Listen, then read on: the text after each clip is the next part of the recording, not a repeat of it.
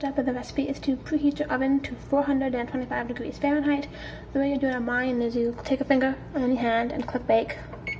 Then you click this little plus sign, keep going until your numbers say 425. Like so, and click start. It'll beep when it's done. Alright, so now what you want to do is you want to take, I'm using my right hand, I'm just going to stab the finger and pull. Stab my finger and pull, and you can get your left hand if you want, left hand. And just take the wrapper off your package of chicken thighs that you should have had defrosting in the fridge. Grab the chicken, I'm using my right hand, and just plop it down. I have a cutting board on my counter.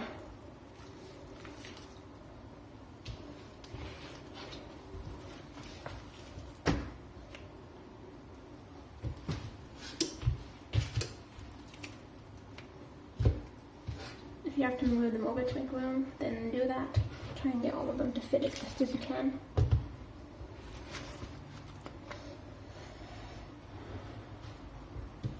Something like that is good.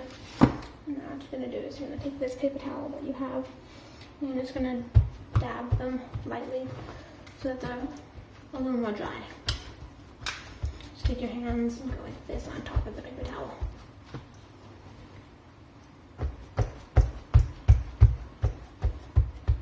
You're layering the napkin on top of the chicken, and you're just patting the chicken with the palm of both of your hands.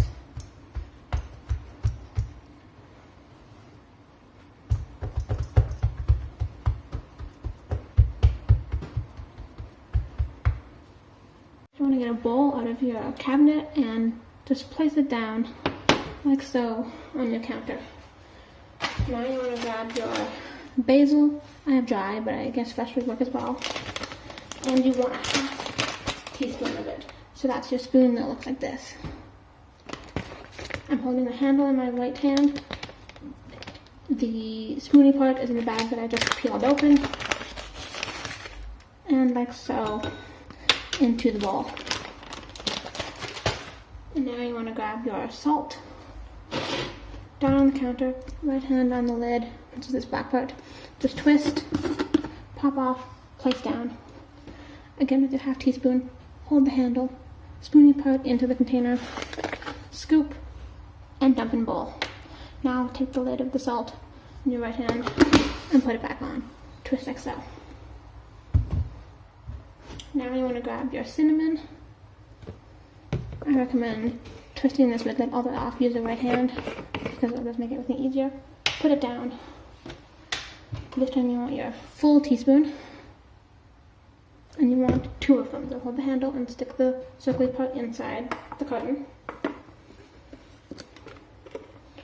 1. Come on. There we go. And 2. Pick up the lid in your right hand and twist to put it back on. Lastly, we want to grab our mint. This kind of has to be fresh, unlike the basil. Open up the bag with your hands, like so. Take your right hand, and I'm just going to rip off a few leaves, like this, from the stem. Move the bag out of there. Now I'm going to rip up the leaves that I've grabbed, just in my hands, of course, like so, and put them inside of my tablespoon. It's the one that looks like this in your measuring set. And we're just going to keep ripping until I've filled it up.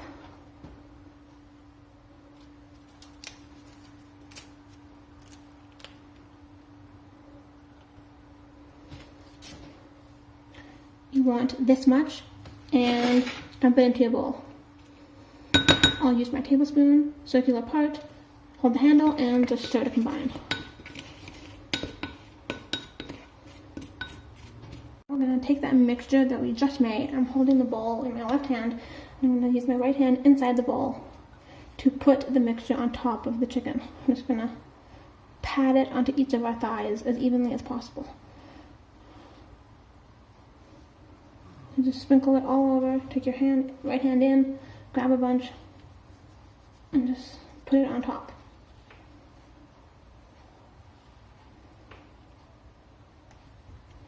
Also, you can use the fingers to press it in. You really want the mixture to stick onto the skin of the chicken thigh.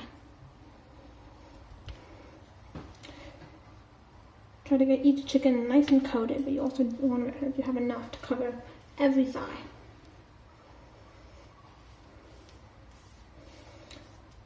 And try and spit things out. Like I have too much mint on that one and not enough on something else. You can just grab it and move it.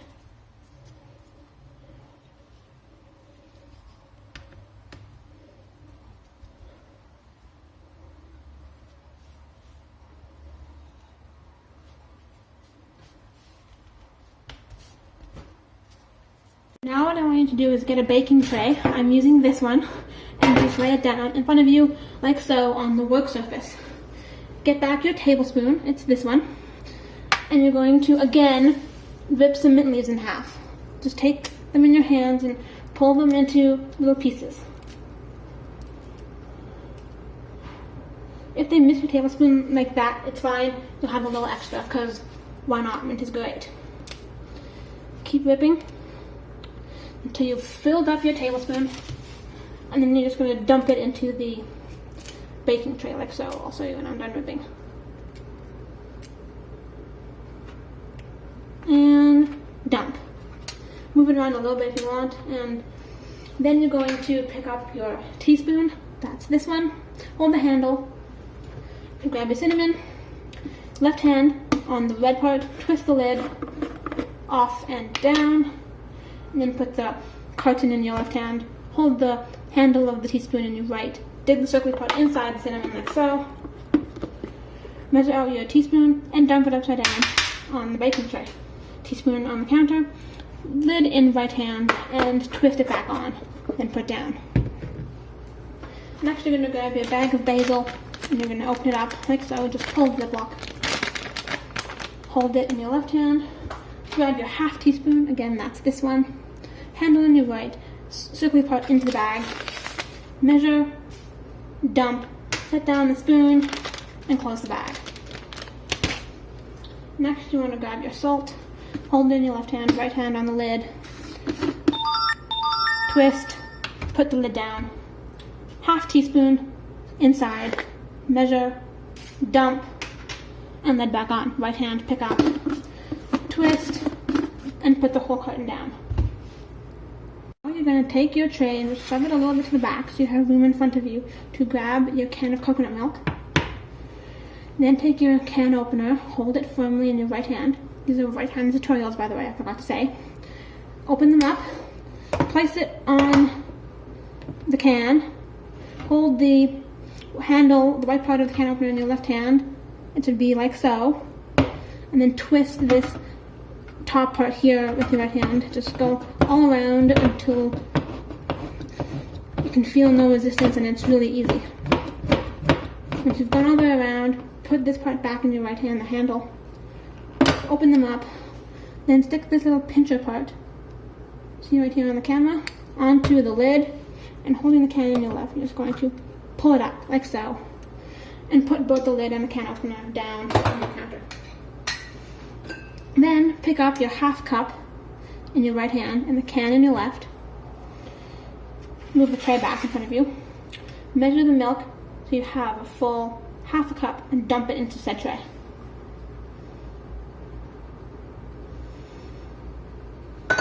Later you'll put the rest of the milk in a container and in your fridge so you can use it in a different recipe. So we're back to the tablespoon, and you want to grab 2 tablespoons or so of the broth that you have made. Here's some chicken bouillon. And 2 tablespoons.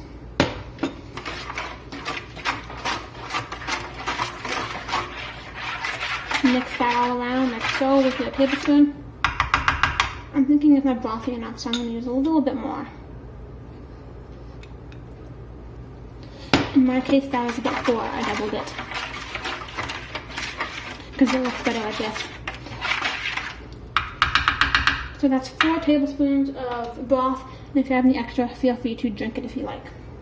So now what you're going to do is you're going to use your right hand to pick up the chicken thigh from your cutting board, and you're going to be placing it into your sauce covered baking dish, and make sure you put the seasoned side up. And just keep repeating, picking up and placing till you have all of your thighs as fitting as best as possible into the dish.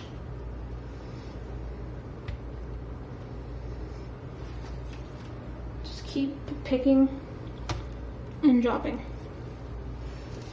It's going to be a tight squeeze, but we can do it. If you have to shove things around, then you have to shove things around. But I will get all of them out, I swear. Somehow.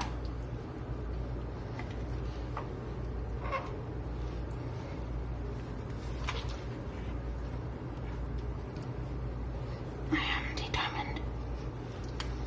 I am determined.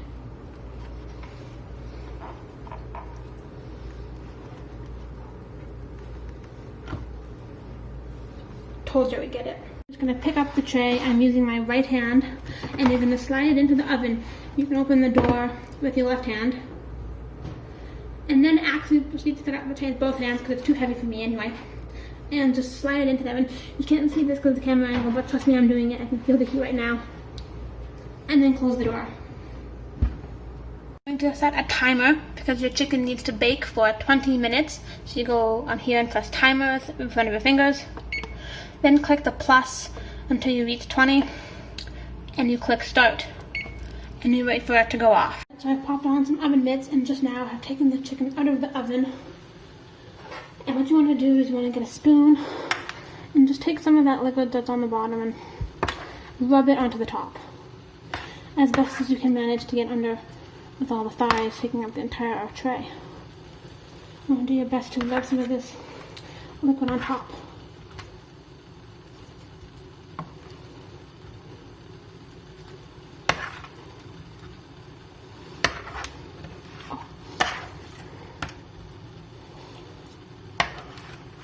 Doesn't have to be perfect.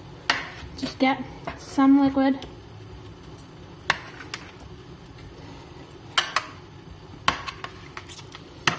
Scooped nicely on top.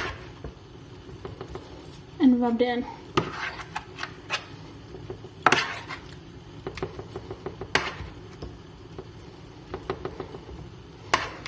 This isn't the best job. It's really hard to do when there's so much chicken packing this tray. But now you're going to put your spoon down on the counter.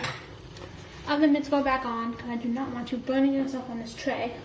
Open the oven door, grab the tray in your hands, pop the chicken back in the oven. Again, you can't see because of the camera angle, sorry. Close the oven door and set another 20-minute timer. I'm going to set one more 20-minute timer. You take it out and you baste it the same way that you did before, and you put it back in for the final round of time. Chicken is out of the oven after being in there for an hour total. You want to, in your right hand, pick up your meat thermometer and press the on button. Make sure you leave it in Fahrenheit. And you want to stab it into the thighs like so. We're looking for at least 165. It's ticking up slowly. 168, so let's stab another thigh just to be certain. How about this one?